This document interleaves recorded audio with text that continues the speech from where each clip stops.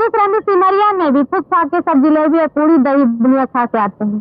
तब सारे भ्रम जो है टूट जाते हैं कि मेरे होने और ना होने का क्या फर्क पड़ता है लोगों में, कौन अपना और कौन पराया, कौन बेटा और कौन बाप। सारे संबंध जो वहीं पे फुकाते हैं मणिकर्णिका घाट को।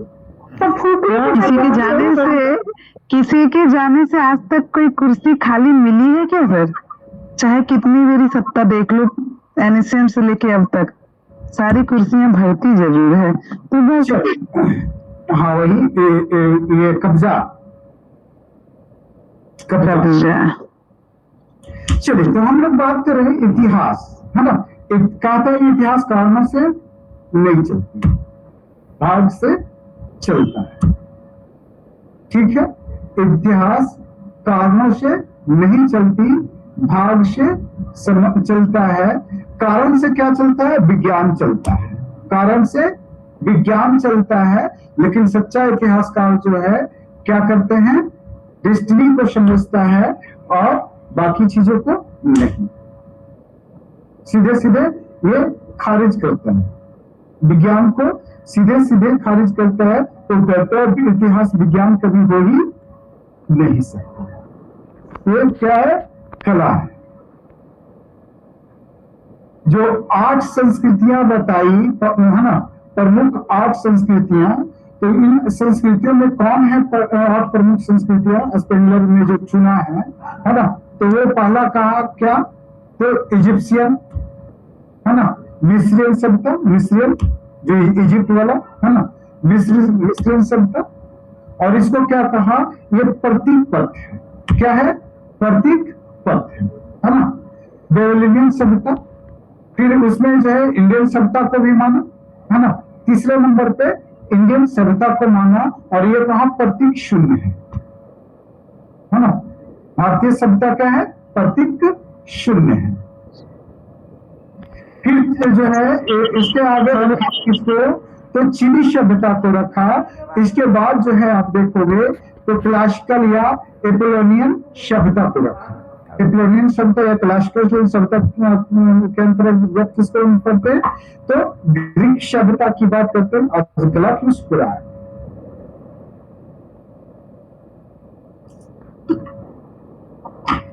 गला पेन करने लग रहे हैं, ज्यादा तेज बोल रहे हैं क्या हम?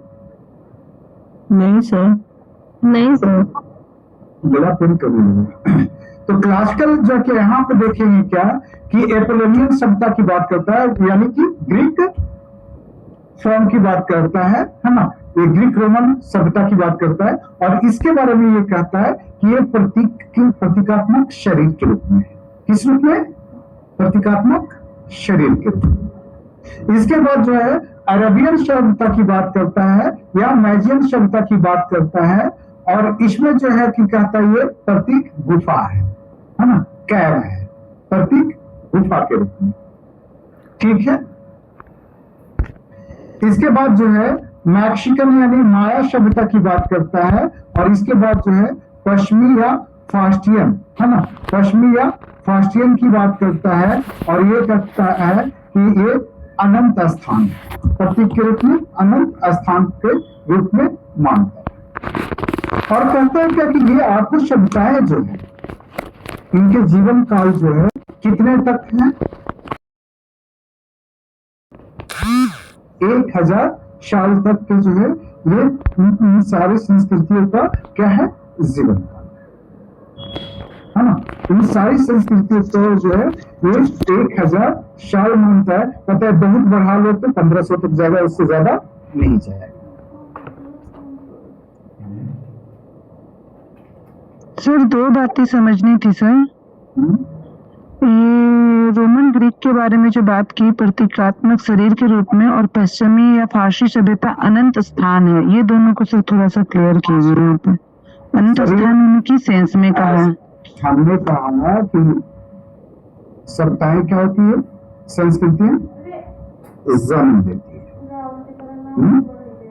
बड़ा होता है, मैच्योर होता है, बुढ़ापा आती है, शरीर छोड़ करके चली जाती है ना। शरीर छोड़ करके चला, चलो जी। है ना। ये इसका किस रूप में संस्कृति को किस रूप में देखा? आत्मा के रूप में। हमने आत्मा के रूप में। कि संस्कृति क्या है? आत्मा के रूप में है। आत्मा। शरीर के रूप में क्या है? सभ्यता, सभ्यता। है ना। तो इसने जो है कि कहा कि मिस्री सभ्यता जो है प्रतीक तत् है और भारतीय सभ्यता जो है प्रतीक शून्य है। ठीक है। इसके बाद जो है कि क्लासिकल जो है आप रोमन ग्रीक को जो कहा कि ये जो है कि शरीर के रूप